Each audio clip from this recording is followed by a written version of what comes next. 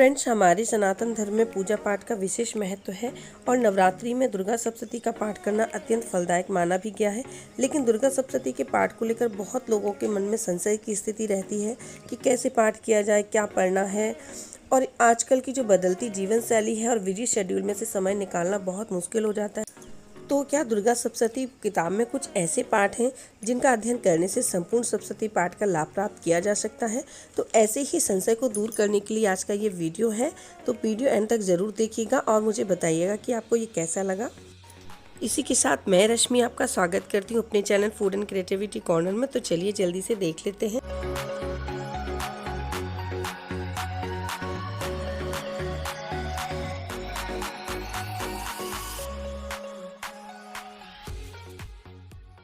पूजा प्रारंभ करने से पहले आसन जरूर बिछाएं। बिना आसन के पूजा करना सही नहीं होता है।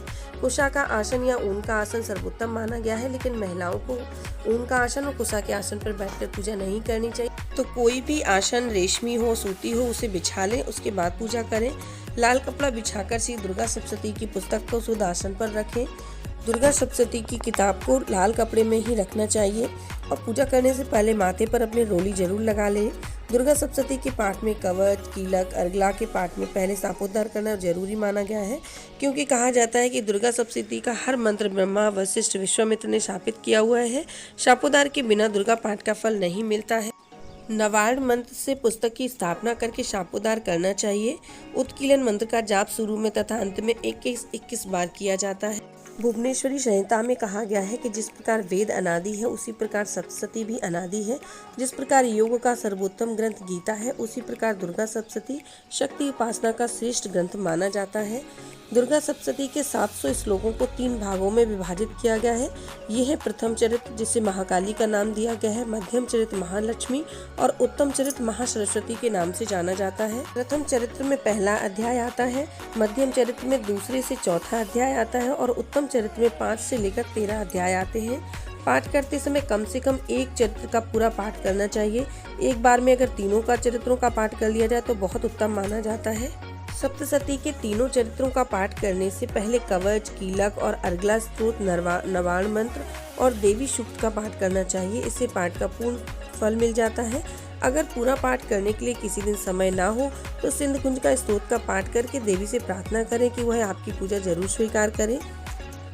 दुर्गा सप्तशती के पाठ को जो व्यक्ति 13 अध्याय को एक दिन में नहीं कर पाते हैं, वो निम्न क्रम से भी दुर्गा सप्तशती का पाठ कर सकते हैं।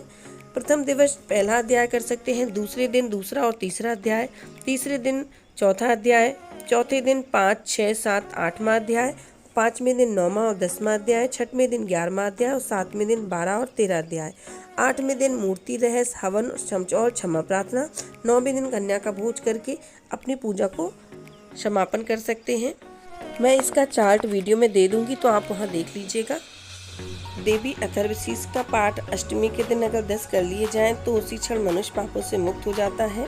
और अगर आप प्रतिदिन देवी अथर्वशीष का पाठ कर सकते हैं तो बहुत ज़्यादा फलदायी भी होता है। पाठ करते समय किसी भी प्रकार की भूल हो जाने पर जाने अनजाने हो ही जाती है, तो उसके लिए क्षमा पाठ अवश्य करना चाहिए। अगर आप किसी कारणवश पूरी किताब का पाठ नहीं कर सकते तो दुर्गा सप्तशती की किताब में कुछ ऐसे पाठ हैं जिनका अध्ययन करके आप माँ की कृपा पा सकते हैं।